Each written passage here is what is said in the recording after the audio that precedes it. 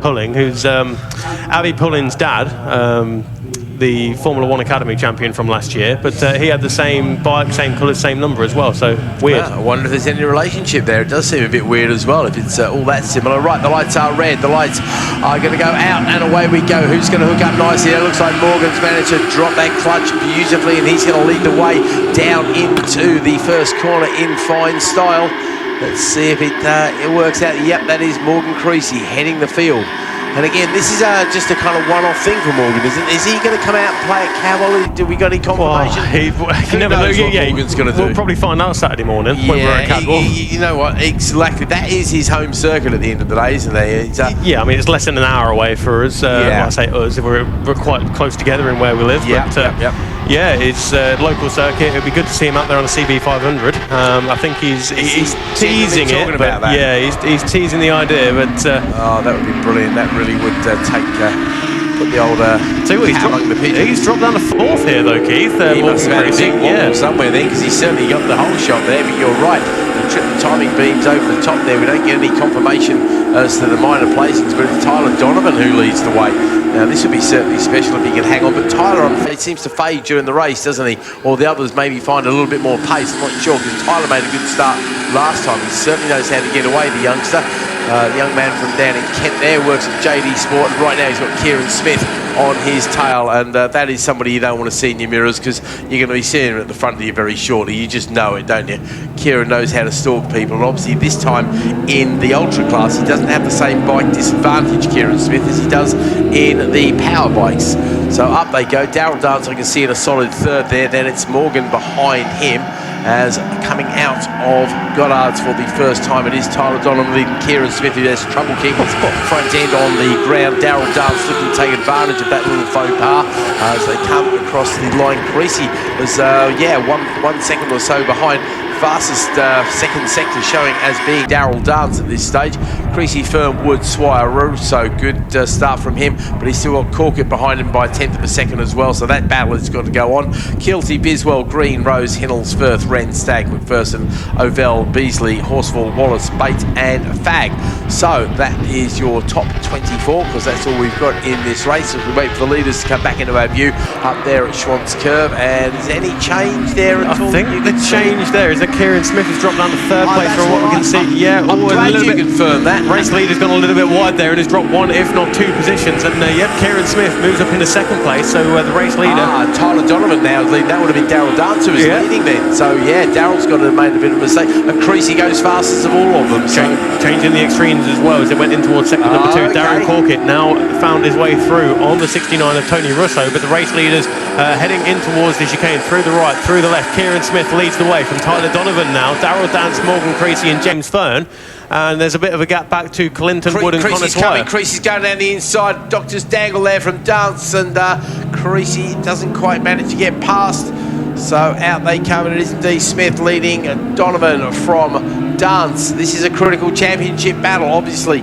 What would work nicely for Donovan is if Creasy can find his way past on Daryl Dance as well. But first of all, Tyler Donovan has got to keep Daryl Dance behind him, because Morgan Creasy will pass whoever comes in his way. They go across the line then. It is a Kieran Smith. It's a purple and a green for Creasy for his best lap of 37.641. So he's only half a second slower than the leaders. The others, though, all into 37s as well. That's the hot pace at the sharp end of this field. Fern into the 38s there, so losing a little bit there. Comes across the line 0.6 of a second back. Clinton Wood also in the mix there with Connor Swire. Corkett does indeed go past Russo. They come across the line separated by 0.6 of a second. So looking very good for Mr. Corkett to close the gap on his championship rival as the leaders make their way up to Schwantz Curve. Any change in that top 3 or 4 there, or is that just I don't Smith think so. running Yeah, away? I think that's Kieran Smith. He's pulled the pin now there. I wouldn't be surprised to see a purple in sector number 1 as he goes in towards the second sector now. And indeed there it is, a purple sector for the number 5 of Kieran Smith. On course now to make it 8 from 8, but of course we do have 4.5 laps to go. Donovan, Dance, Creasy, Fern, everybody inside the top 7 going personal best in the first sector. In fact, everybody in the race going personal best in the first sector, besides Darren Corkett until we get down to Fu Hinnels and Andrew Firth. But the race leaders through the chicane, and Tyler Donovan mounting a challenge now on Daryl Dance, as does Morgan Creasy, looking to take two, but Daryl Dance holds on to the outside there, runs a little bit. Oh, he's gone wide there, very wide. I was going to say a little bit wide, but that's very wide there. Yeah, I guess Creasy does indeed go up down. This is the ideal situation for Donovan. He's not going to be able to catch Smith, but if he can keep Creasy behind him and Creasy can keep Dance behind him, that would be perfect for him. However, we're only at the end of lap 3, and this is a 7 laps race, so plenty of action still to go, as it is another fast lap there for Kieran Smith, a 35.421, 35.421 on a 25-year-old Jigs 1000. Yeah, okay. This boy knows how to pedal a machine somewhat, I think. That puts him 2 seconds quicker than anybody else behind him, so he's got to think the favourite. I'm not going to see what sort of odds are. We've got a yellow flag there up at McLean, so the old light's giving it a bit of overtime. Who's not come across the line then? Waiting for the rest of the runners and riders to join us. And no, that's just a change. I think, where's Malcolm Bate on the circuit there? Looks like Malcolm Bate hasn't come through because Paul Fagg is coming out of the Melbourne loop at the moment. So 140 Malcolm Bate. No, he's come across the line, Malcolm Bate. Is he? Oh no, sorry, yeah, Paul Fagg, sorry. I thought the light changed there at the end there. No, you're right, he's a lap behind. Yeah, no, you're right. So, yeah, it's Bates or Fagg. Yeah. Here's Paul Fagg coming across the line now, so it could well be the... And poor old Malcolm hit the ground a couple of times at Stephen in the last round as well. He was involved in that start line crash, unwittingly, as well. So poor old Malcolm Bate, tell you what, that man does not have any luck at all as Smith makes his way down. Here's the battle over second place. It is Daryl Dance who leads the way. Tyler Donovan goes up his inside, and Morgan Creasy does the same. This time I think Tyler's going to hold off Daryl. Morgan doesn't quite get past, but he's going to try and get him on the cutback. Proper little race between these three. The youngster from down in Kent, Tyler Donovan, really impresses me. Not a lot of experience. Didn't start racing until a few years ago. Really taking to the big bike like a duck to pancakes as he comes across the line and leads his rivals once more, but it's still Dance from Creasy over the line that time. That was 0.8 of a second covering those three riders. Next battle coming up as well. That's a solid battle going on there too. It's got the Fern, Wood, Swire, Kilty, Corkett and Russo, isn't it? It's got Thunderbike Extreme leading two in there as well. So Corkett, Russo, in fact Mark Biswell's there as well. Only 1.2 seconds behind, but Corkett, Russo and Biswell, 81, 69 and 33. That is your top three in the Thunderbike Extremes at the moment with 3 laps to go. Kieran Smith well on his way now through Schwantz McLean's. Morgan Creasy in 4th position as it stands. Looks as though that's Tyler Donovan up into 2nd place as well. So as we go round McLean's on the run now towards Coppice, it is Donovan ahead of Dance and Morgan Creasy. Yep, that's the way the lights go out, that's for sure. And Donovan's starting to consolidate that gap just a little bit as well. There's not a lot to choose between them as the leader makes his way back up to the Foggy S's once more. This is going to be the end of lap 5 when he reaches us this time. And it's only going to be a couple of laps to go before Kieran Smith completes the that is just so impressive, isn't it? 8 wins, 8 Kieran races. Smith, he got a little bit sideways there, but it snapped back on him and he's ran wide. And I tell you what, that's close there for 2nd place as well, isn't it? It's almost 3 into 1. But thankfully he got it all in control. But Kieran Smith, that was a little bit too close for comfort for my liking, let alone his, as Tyler Donovan now has 2nd place ahead of Daryl Dance and Morgan Creasy. Well, I reckon Smith would have been on for another 35-second lap. We'll see if he's how much we think he's lost there, because he comes across the line this time. 37, yeah. So he's probably lost a couple of seconds in that little whoopsie moment, maybe a second actually, because it's a very low 37. But nonetheless, no change behind him. But Donovan, Dance, Creasy, and Fern. When that hurry-up flag comes out, it's going to be interesting to see if we see any changes at the line. Those guys are still flying as well, because they all go green in sector 2 there. As we see Fern lead Wood, Swire, Kilty, Corkett, Russo, Biswell. Biswell dropping back from that little battle a bit, but Russo has not given up on this one. He's only 0.3 of a second behind Corkett, so there's definitely not a lot to choose between those guys. Biswell, Green, Rose, Wren, McPherson, Hinnels, Stagg, Firth loses a place there to Raymond Stagg on that lap, and that is 6th to 7th. Swap for Raymond Stagg there, so that's all good as far as he's concerned. So Paul Fagg has come into the pits there, unfortunately, right on the 888 Yamaha R1. That's unfortunate for him. Everybody else still running around, apart from Malcolm Bates, of course, who lobbed it up at McLean's a little bit earlier.